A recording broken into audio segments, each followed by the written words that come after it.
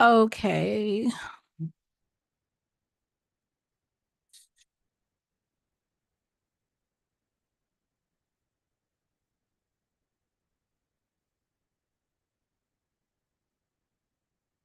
Um, well, I'm seeing.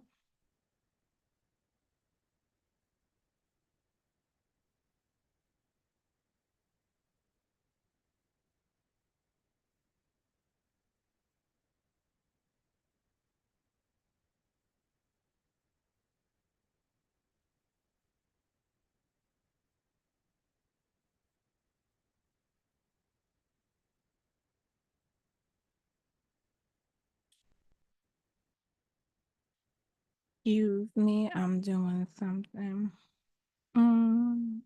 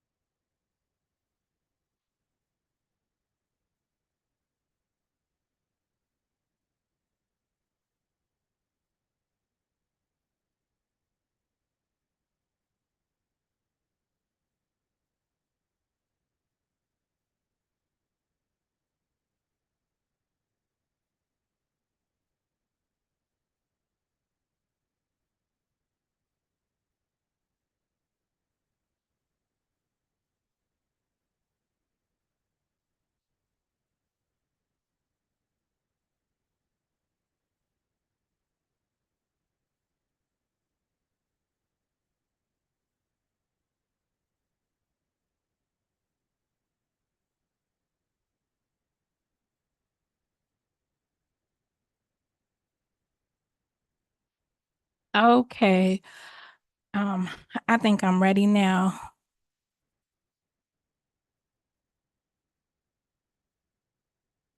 Just looking at the settings. All right. Good morning and welcome to Mo Knows featuring me, Monica Mo Justice.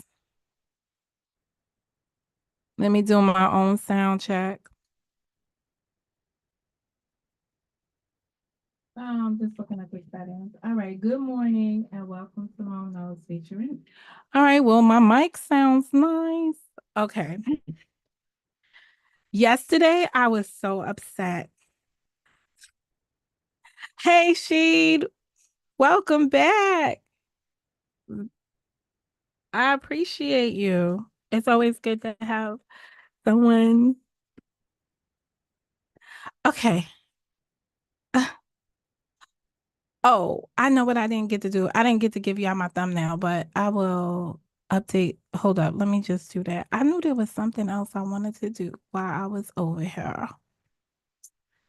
Downloads. No, yes, in the downloads. Yep. So I'm returning with the Two Thoughts Tuesday. Generally I take two opposing thoughts and combine them into one topic. Today I can't.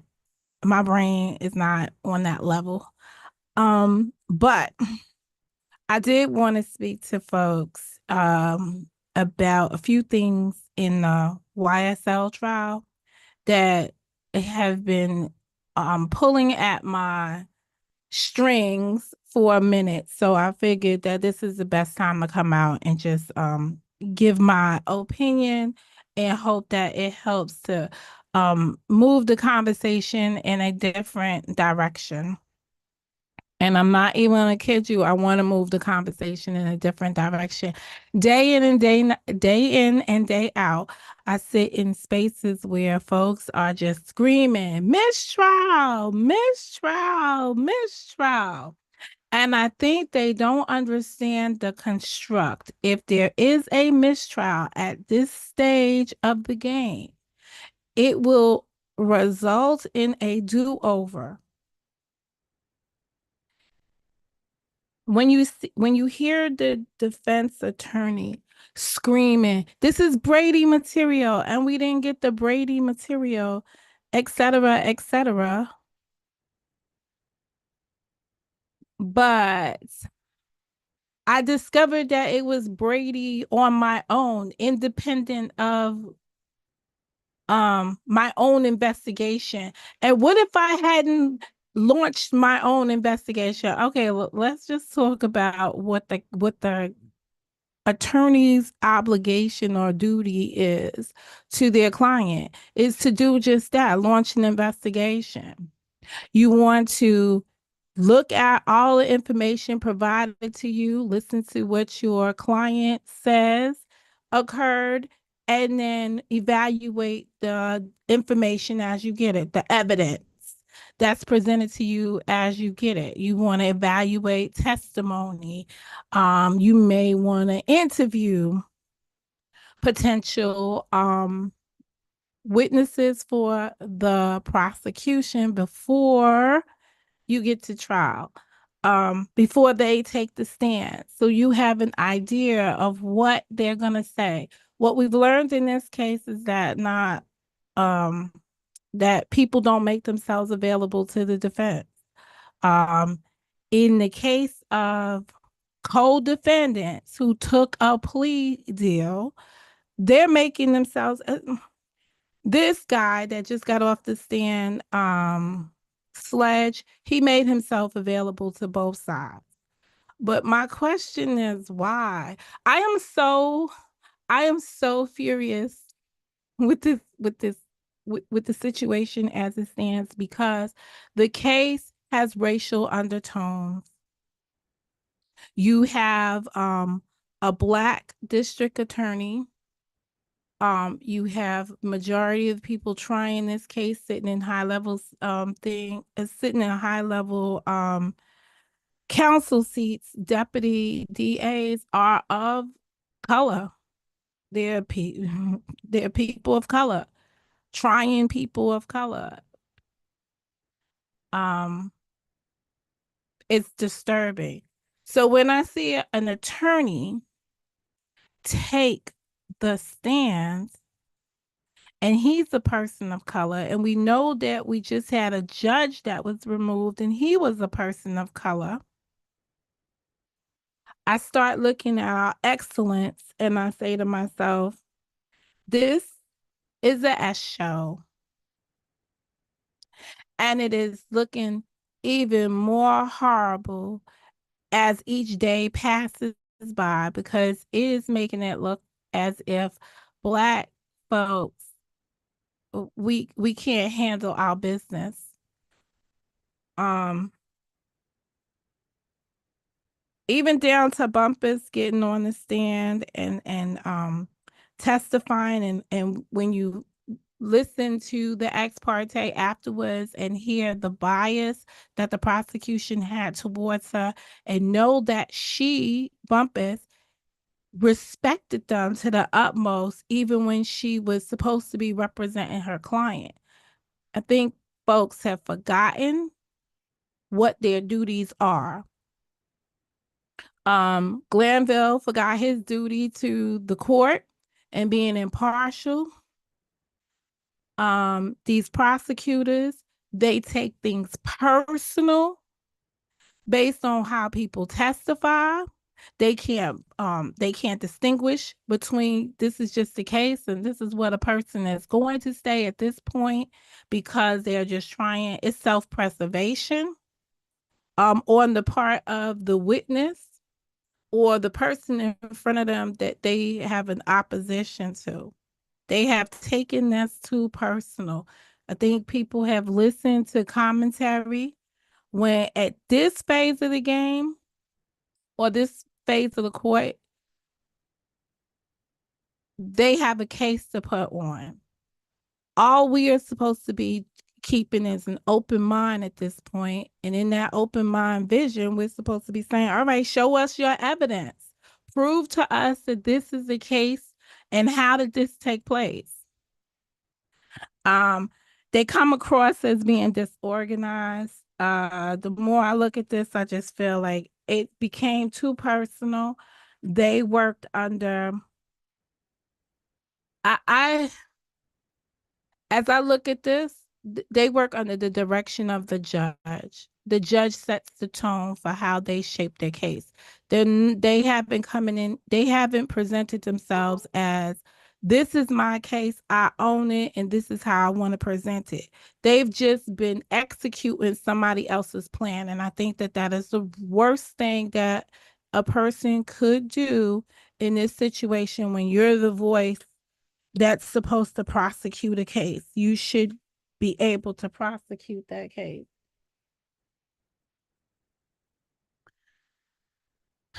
Hang on a moment. I want to see something.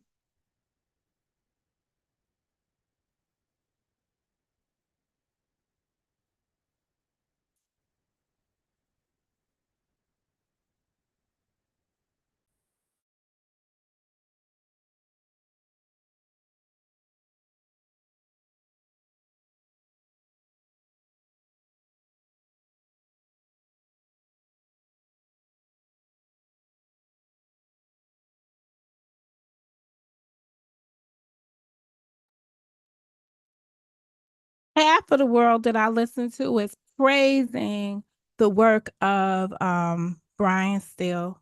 I'm not. Um I think that he has I think he has a unique talent. I think he's an appeals attorney, and you can see that every step of the way as he's defending his client, he's looking at it from an appeals perspective. He's definitely putting the key components in place to defend us on appeal. He's definitely setting up that stage for that. The question becomes, and this is just the question that I have, is are you supposed to set that stage for an appeal? Or are you supposed to correct these things as they move along? So, as you can tell, when they got the new judge, and everyone's so upset with Judge Witt, when they got the new judge, she went in to cure all of the things that were broken so that they could move forward with the case. People are upset by that. People see her as acquiescing to the prosecutor's case. That's the case before us. It's the prosecutor's case. It's just what it is. We should be looking at it and evaluating it and saying, have they met their burden of proving this beyond a reasonable doubt? And at this juncture, most of the testimony that we heard is has a lot of doubt. Um, you would had to have watched this from the beginning to hear the other evidence that came in to support. Um, let's just take the barber shop shooting. Okay. The evidence thus far that they presented in terms of the ballistics, you don't know who was out there shooting. They didn't bring someone that connected, or at least I didn't see in the footage that I watched.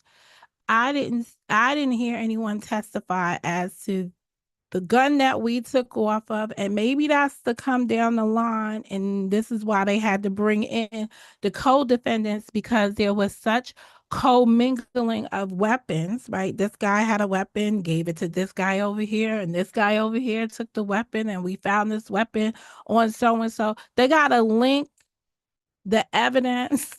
They got a long road ahead of them to connect a lot of dots that we haven't heard yet. So I'm curious to get to that point and hear that testimony from that angle, from that perspective. Um, I am disgusted. It's the best word with attorney with the attorney that's on the stand now. I don't even know how he got himself in a position to be a witness testifying. And even if he was, we understood when he got subpoenaed It was supposed to be for a limited scope. So right now, he went from the original reason is that they were at the coffee shop and something was said or wasn't said. At the end of the day, the defendant, well, his client, who is a co-defendant on this case, who pled guilty. So he is intertwined with this case, which is so weird because he's intertwined with the case, but he removed himself, but still his actions could have a consequence on the current men who are on trial. These folks right here, right? Based on what he says, because he was a co-D. He heard what he heard based on his understanding of things. He told you, I've completed the ninth grade. I have up to ninth grade education. His comprehension is limited, and they're using that against him. Whatever he was doing at the table, he won't call it snitching because in his definition of snitching, snitching is when you're lying. So he was at the Starbucks barista talking to these folks. He's he's at the Starbucks and he decides to disclose that he drove Copeland to the precinct. That's not what he disclosed. He disclosed that he was told to take Copeland to the precinct if they were innocent. And he dropped Copeland off. And he himself did not enter the precinct because I say precinct because you know I come from New York, the police station. He went down to the police station, but he himself did not go into the police station because he knows that you never speak to the police without having an attorney. So he wasn't going to do that. That was what his testimony was about. He, on cross examination, his testimony was uh, based on the question that he was told not to go into that. Now, still presented that question the same way he did with the ex parte. He exaggerated the information, or you could look at it from the perspective of he interpreted the information that he was given a certain way and he delivered it that way. Remember, he was up there making accusations that people were back there shouting that they did these crimes and explaining the crimes. But he went forward and presented it his way based on his information, based on the information and his beliefs. So did the guy who testified. Sledge. He gave you the information and told it based on his belief. When he went to present the information, he was discouraged from speaking on that topic. And he said so. It's not a topic that they wanted to go into. But guess who brought it to the attention of the defense? It is that attorney who's on the stand. This is the attorney whose client signed what the internet is calling the worst plea deal in the world. This is the same person. How credible is your source? Have you been with me for a minute? You know what that means. That's what this boils down to. Everybody's got a job to do.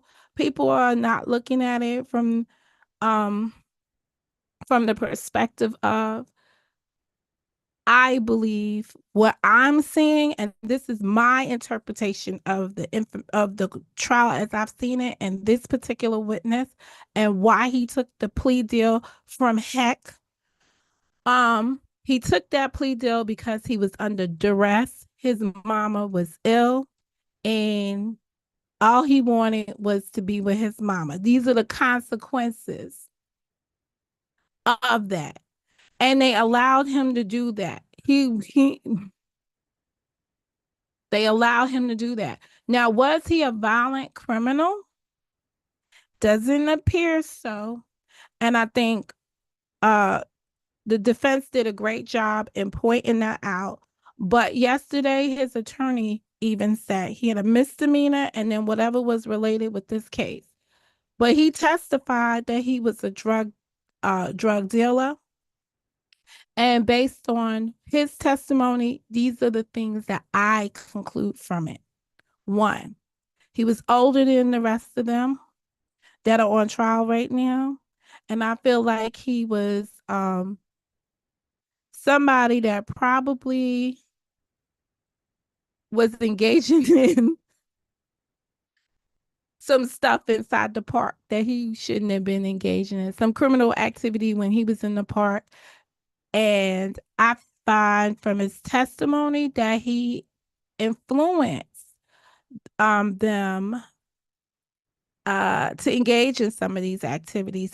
He was definitely the person that drove them by his own testimony to engage in some of the shootouts and so on and so forth. How do they just come to you, sir, to drive them to the shootouts? So it's kind of weird. They're not prosecuting him on those type of activities, but I will bring to your attention that his attorney that the question that Love posed to his attorney was how many cases did he have in Fulton County? And he was like, so I will say the three, right? One being a misdemeanor. And then she wanted to get down to the nitty gritty of how many it was. But when she first said, I'm not going to ask you the number, but she actually wanted the number. Um, this is not a good look. That's all I'm gonna say. It's not a good look. Anyway, those are my thoughts for today. I'll chat with y'all later when I got Miss Indy and we can go over our thoughts on other issues, thoughts on other outcomes of the case. I got a video that should upload maybe tomorrow. It should come out tomorrow. And I'll try to check and see if Miss Indy's available for a Wednesday chat, Wednesday West Coast time over here. That's what we do because that's how I see it. Anyway, I'll speak to you guys later. And thank you, She, for being here. I appreciate it. See you later.